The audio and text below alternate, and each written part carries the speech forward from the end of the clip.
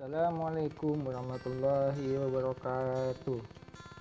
Baik, saya Alvin Arifin, dosen manajemen ya dalam mata kuliah Human Resource Management. Untuk pertemuan kali ini kita akan membahas tentang memilih karyawan dan menempatkannya dalam suatu pekerjaan. Baik, kita mulai. Yang pertama, seleksi personil. Dalam personil seleksi di sini yaitu proses yang dilalui organisasi untuk membuat keputusan tentang siapa yang akan atau tidak akan diizinkan untuk bergabung dengan organisasi. Jadi setelah rekrutmen, kemudian ada seleksi ya, seleksi personil. Jadi karyawan yang baru yang sesuai dengan kebutuhan organisasi.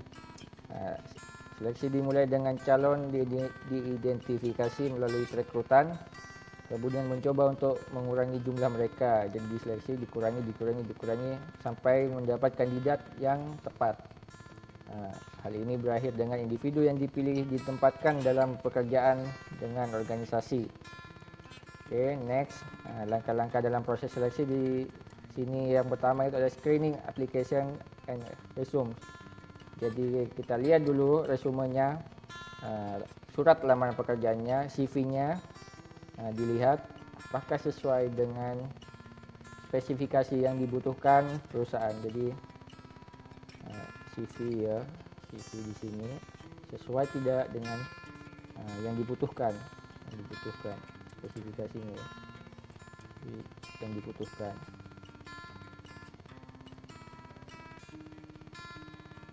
Kemudian ada tes ya dan review sampel pekerjaan di situ. Ada tes di sini.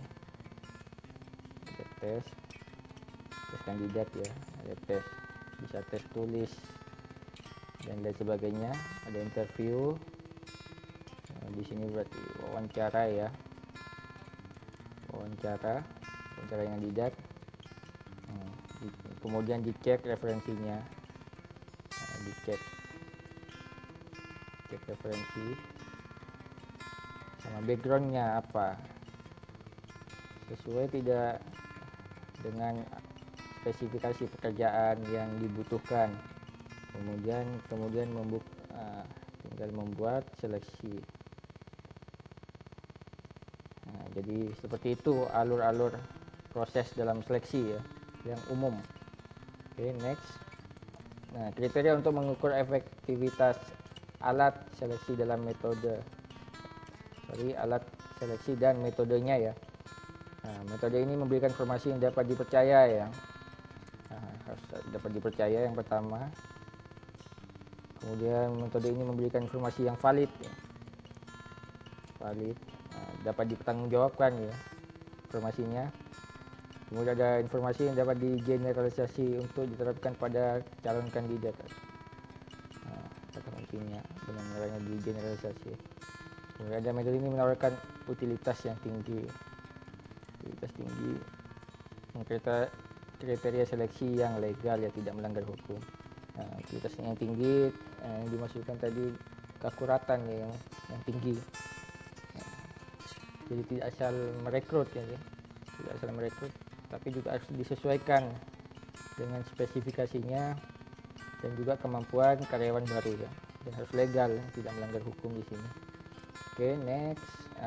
Di sini pengumpulan informasi latar belakang, ada application form ya. Jadi untuk melihat backgroundnya itu di aplikasi form tadi, CV tadi ya, CV backgroundnya apa, ada resume.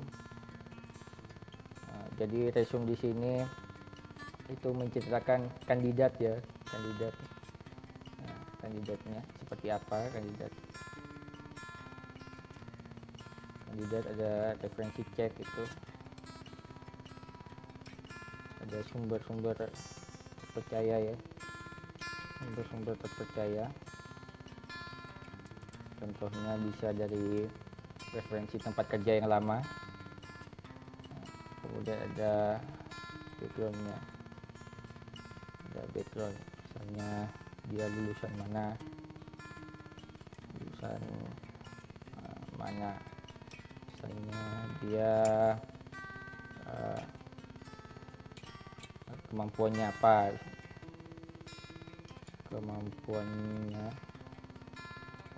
kemudian ada dia ikut pelatihan apa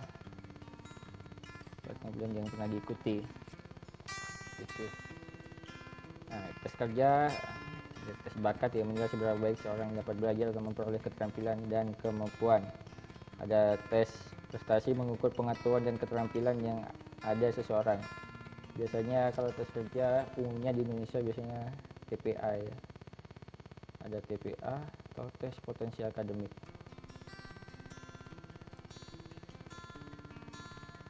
Kemudian ada biasanya juga tes bahasa Inggris ya. Bahasa Inggris yang biasa umum. Okay, next. Nah, ada tes kerja dan kerja sampel. Di sini ada di sini tes karyawan ya. Sampel di sini.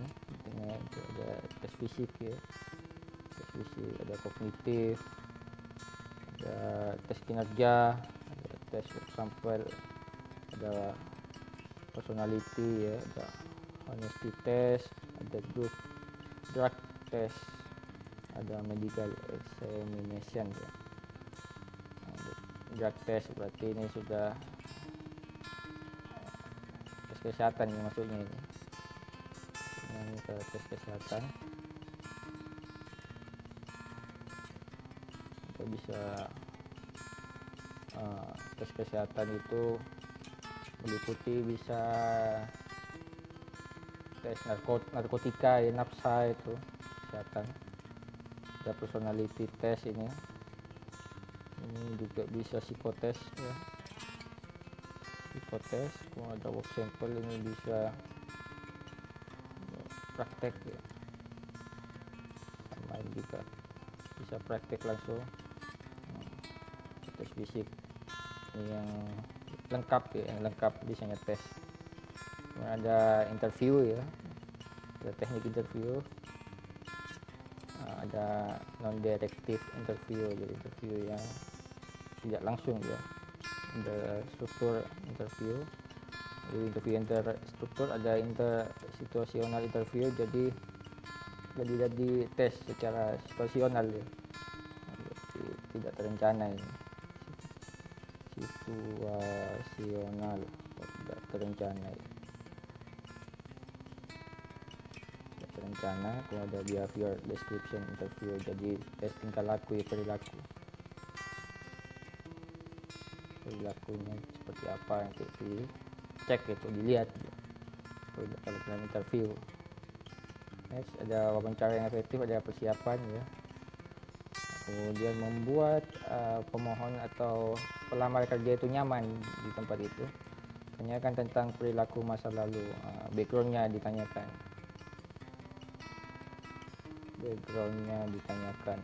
Misalnya kalau ada karyawan yang telah bekerja, ditanyakan kenapa kok dia keluar dari pekerjaan yang lama, salah satu contohnya. Yang dengar, biarkan calon melakukan banyak berbicara.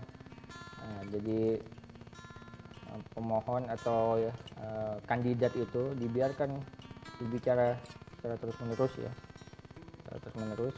Ada mencatat, jadi harus ada catatan di situ sebagai laporan ya, Kemudian terakhir di akhir wawancara, karyawan diberitahu tahapan selanjutnya apa.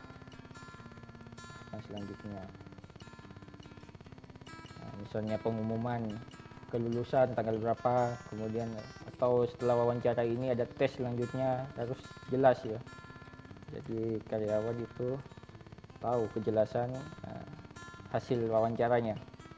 Next, ada keputusan interview. Ketika seorang kandidat telah dipilih, organisasi harus mengkomunikasikan tawaran untuk kandidat. Penawarannya itu harus mencakup yang pertama tanggung jawab kerja, pekerjaan apa harus dilakukan, job list.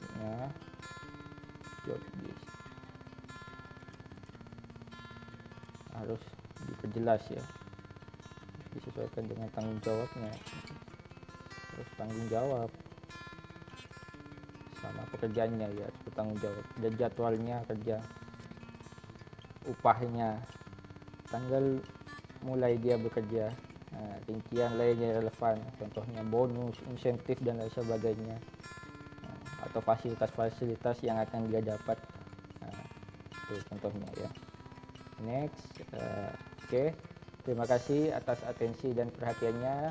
Kita diskusikan di kelas. Wassalamualaikum warahmatullahi wabarakatuh.